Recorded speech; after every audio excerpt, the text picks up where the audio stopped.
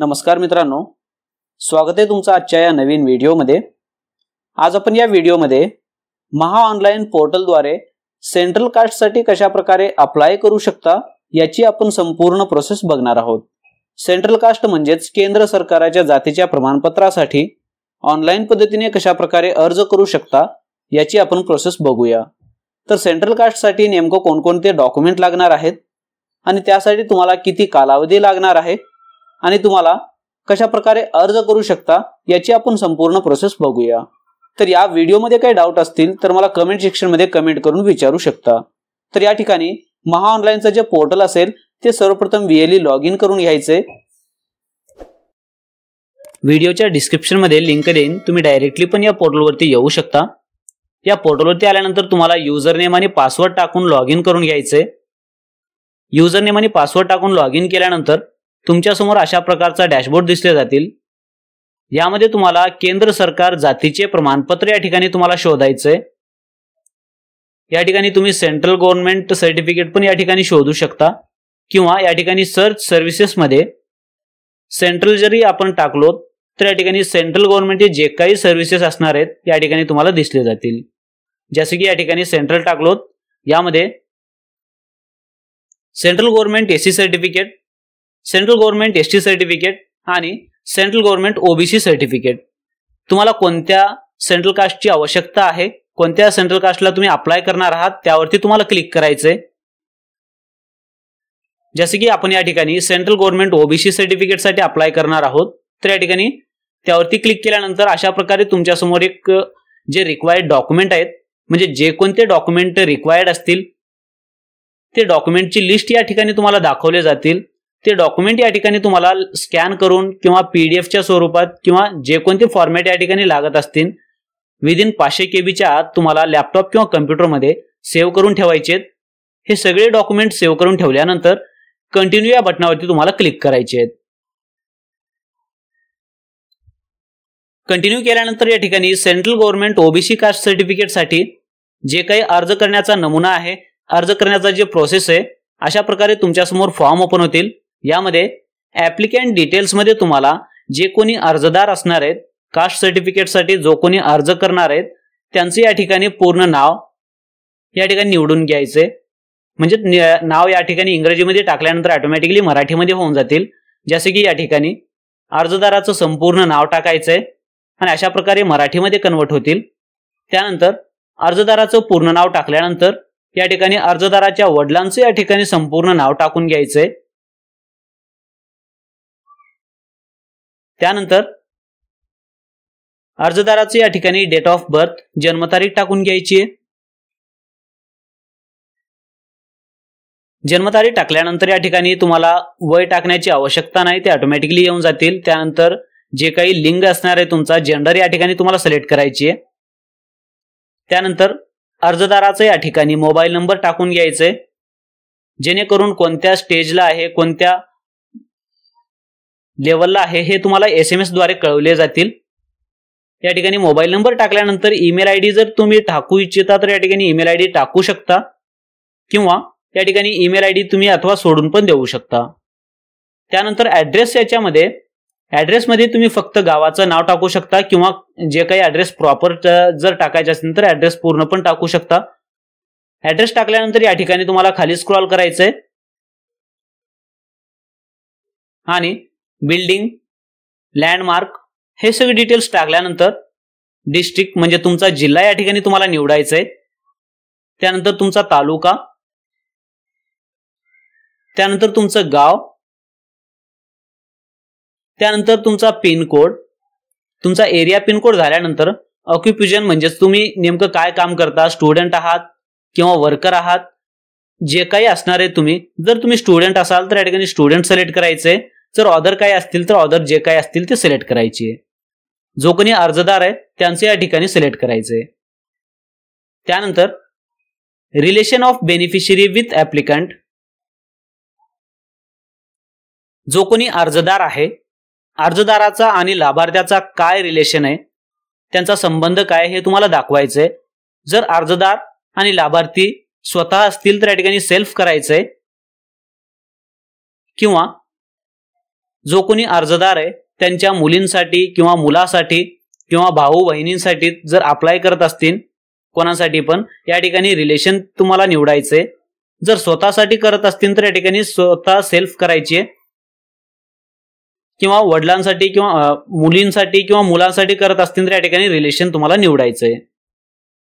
त्यानंतर या ठिकाणी मी स्वतः करून घेतो सेल्फ, यानी मी स्वतःसाठी अर्ज करतोय तर या ठिकाणी स्वतः करून घ्यायचे। जर तुम्ही मुलासाठी करत असतील तर या ठिकाणी सन, डॉटर किंवा जे काही असतील ते निवडायचे तुम्हाला। त्यानंतर एज्युकेशन डिटेल्स ऑफ बेनिफिशियरी, या ठिकाणी क्वालिफिकेशन मध्ये एसएससी आणि बोर्ड किंवा युनिव्हर्सिटी जे कोणते बोर्ड असतील त्या बोर्ड या ठिकाणी टाकून कोणत्या वर्षी ऍडमिशन घेतलात आणि कोणत्या वर्षी तुमचे ऍडमिशन म्हणजे संपूर्ण तुम्ही पास आउट झालात आणि तुमच्या शाळेचं नाव काय आहे हे सगळे डिटेल्स टाकल्यानंतर ऍड या बटनावरती क्लिक करून तुम्हाला 1 बाय 1 संपूर्ण जे तुम्हाला एसएससी, एचएससी, तुमची डिग्री असो, डिप्लोमा असो, आयटीआय असो, अशा पद्धतीने तुम्हाला एक एक करून जे तुम्हाला कॉलेजचे डिटेल्स तुम्हाला बेनिफिशियरीचे ऍड करून घ्यायचे। जो कोणी लाभार्थी आहे लाभार्थ्यांचे या ठिकाणी एसएससी पासून एसएससी, एचएससी जे काही तुम्ही शिकलात लाभार्थ्यांची या ठिकाणी संपूर्ण डिटेल्स या ठिकाणी ऍड 1 बाय 1 करून घ्यायचे। त्यानंतर बेनिफिशियरी अदर डिटेल्स, या ठिकाणी जर अदर डिटेल्स असतील तर टाकू शकता, अन्यथा याला सोडून पण देऊ शकता, याची आवश्यकता नाहीये। त्यानंतर खाली स्क्रॉल करायचंय। या ठिकाणी महत्त्वाची गोष्ट म्हणजे बेनिफिशियरी कास्ट कॅटेगरी डिटेल्स, या ठिकाणी सेंट्रल कास्ट मध्ये तुमचा कास्ट कोणता येतो हे तुम्हाला सिलेक्ट करायची आहे। या ठिकाणी कास्ट मध्ये जो कोणता कास्ट तुमचा सेंट्रल कास्ट मध्ये मोडतो ते सेंट्रल कास्ट या ठिकाणी तुम्हाला निवडायचंय आणि या ठिकाणी कॅटेगरी चेंज नाही होणार। रिलीजन तुमचं जे असतील ते सिलेक्ट करा। त्यानंतर खाली स्क्रॉल करा। बेनिफिशियरी फादर डिटेल्स, या ठिकाणी जो कोणी लाभार्थी आहे लाभार्थ्यांचे वडिलांचे या ठिकाणी संपूर्ण डिटेल्स टाकून घ्यायचे, जसे की त्यांचं नाव, त्यांचा मोबाईल नंबर, त्यांचा जन्मदिनांक, हे सगळे डिटेल्स या ठिकाणी तुम्हाला टाकून घ्यायचे। बेनिफिशियरी फादर्स डिटेल्स, या ठिकाणी संपूर्ण जे इंग्रजीमध्ये नाव ऑटोमॅटिकली या ठिकाणी मराठीमध्ये कन्वर्ट होऊन जातील।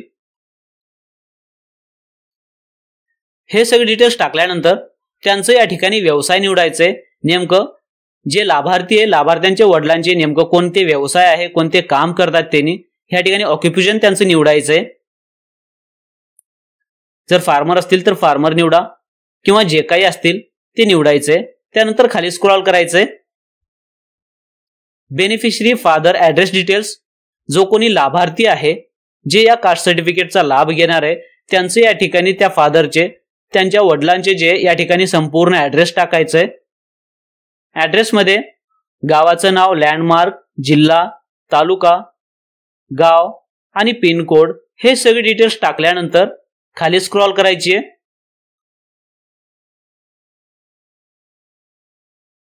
यामध्ये रिझन तुम्हाला कोणत्या कारणांसाठी सेंट्रल कास्टची आवश्यकता आहे हे तुम्हाला या ठिकाणी मेन्शन करायचे, जसे की या ठिकाणी फॉर एज्युकेशन तुम्ही टाकू शकता, शैक्षणिक कारणांसाठी म्हणून। त्यानंतर जर तुम्हाला ॲफिडेव्हिट असतील तर या ठिकाणी यस करा, अदरवाइज या ठिकाणी नो करून ऍक्सेप्ट करा टर्म्स अँड कंडिशन। त्यानंतर प्रोसीड या बटनावरती तुम्हाला क्लिक करायचंय।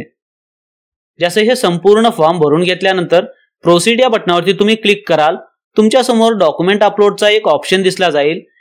क्लिक टू डॉक्युमेंट अपलोड यावरती तुम्हाला क्लिक करायचंय। यावरती क्लिक करून तुम्हाला एक एक डॉक्युमेंट, जे काही डॉक्युमेंट असतील, जे काही डॉक्युमेंट तुम्ही स्कॅन करून ठेवले असतील ते डॉक्युमेंट तुम्हाला या ठिकाणी एक एक करून अपलोड करून घ्यायचे आहेत। या ठिकाणी जास्तीत जास्त डॉक्युमेंट तुम्ही अपलोड करा, जेणेकरून तुमचा फाईल रिजेक्ट होणार नाही आणि कमीत कमी दिवसामध्ये तुमचा फाईल ऍक्सेप्ट होऊन तुमचा कास्ट सर्टिफिकेट जे असणार आहे सेंट्रल गव्हर्नमेंटचा जे कास्ट सर्टिफिकेट आहे अप्रूव्हल होऊन जाईल। तर या ठिकाणी जे काही डॉक्युमेंट असणार आहेत, कासरा पाणी असो, self declaration, Aadhaar card, school leaving, TC, निर्गम किंवा relative caste certificate, relative central caste certificate, हे सगळे डिटेल्स या ठिकाणी तुम्हाला सगळे जे काही जेवढे डॉक्युमेंट असतील तेवढे डॉक्युमेंट या ठिकाणी तुम्हाला अपलोड करायचे आहेत। या ठिकाणी जसे की एक डॉक्युमेंट सिलेक्ट करायची आणि या ठिकाणी अपलोड करून ऍड डॉक्युमेंट वरती क्लिक करून अशा प्रकारे तुम्हाला डॉक्युमेंट अपलोड करून घ्यायचे आहेत। अशा पद्धतीने तुम्हाला 1 बाय 1 करून सगळे डॉक्युमेंट अपलोड करून कंटिन्यू या बटनावरती तुम्हाला क्लिक करायचंय। जसे की या ठिकाणी 1 बाय 1 करत अशा प्रकारे तुम्हाला डॉक्युमेंट ऍड करून कंटिन्यू या बटनावरती क्लिक केल्यानंतर तुमच्या समोर जे ऍप्लिकंटचा एक फोटोग्राफ अपलोड करायचा आहे, म्हणजे जो कोणी अर्जदार आहे अर्जदाराचं या ठिकाणी फोटो अपलोड करायचा आहे जे लाईव्ह असायला हवं. लाईव्ह पण अपलोड करू शकता किंवा लाईव्ह फोटो घेऊन सुद्धा कॅमेराने या ठिकाणी ऍडजस्ट करून अपलोड फोटो अशा पद्धतीने तुम्ही अपलोड सुद्धा करू शकता. ज्याची साईज आहे 200 ते 212 जे काही असणार आहे त्या विजिन साईज मध्ये तुम्हाला अपलोड करून प्रोसीड या बटनावरती तुम्हाला क्लिक करायचंय. त्यानंतर जे लास्ट स्टेप आहे आपला, लास्ट स्टेप मध्ये फक्त तुम्हाला VLA अकाउंट मधून किंवा कार्ड मधून जे काही तुम्ही यूज करत असतील त्याच्यामधून तुम्हाला पेमेंट करून द्यायचे. यामध्ये तुम्हाला 57 रुपये 20 पैशाचा या ठिकाणी तुम्हाला पेमेंट करायचंय. पेमेंट कंप्लीट झाल्यानंतर या ठिकाणी तुम्हाला कंटिन्यू या बटनावरती क्लिक करायचंय. पेमेंट कंप्लीट झाल्यानंतर कंटिन्यू केल्यानंतर या ठिकाणी तुम्हाला तुमच्या समोर अशा प्रकारे एक रिसिप्ट जनरेट होतील, जे या ठिकाणी प्रिंट या बटनावरती क्लिक करून याचा तुम्ही प्रिंट आउट काढू शकता. आणि याच्या फ्युचरच्या यूज साठी म्हणजे कोणत्या स्टेजला आहे, कोणत्या लेवल पर्यंत तुमचा कास्ट सर्टिफिकेट गेलेला आहे या ठिकाणी तुम्ही या रिसिप्ट वरून लावू शकता. या ठिकाणी या कास्ट मध्ये या रिसिप्ट मध्ये तुम्हाला तुमचं नाव, फादरचे नाव आणि या ठिकाणी टोकन नंबर, संपूर्ण अशा प्रकारचे डिटेल्स तुमच्या समोर दिसले जातील.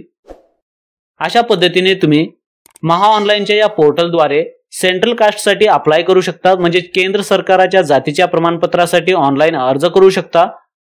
आणि यामध्ये काही अडचण असतील तर मला कमेंट सेक्शन मध्ये कमेंट करून विचारू शकता. सेंट्रल गव्हर्नमेंटच्या या कास्ट सर्टिफिकेटच्या या प्रोसेसमध्ये काही तुम्हाला अडचण असतील किंवा काही समस्या येत असतील तर मला कमेंट सेक्शन मध्ये कमेंट करून विचारू शकता. धन्यवाद मित्रांनो.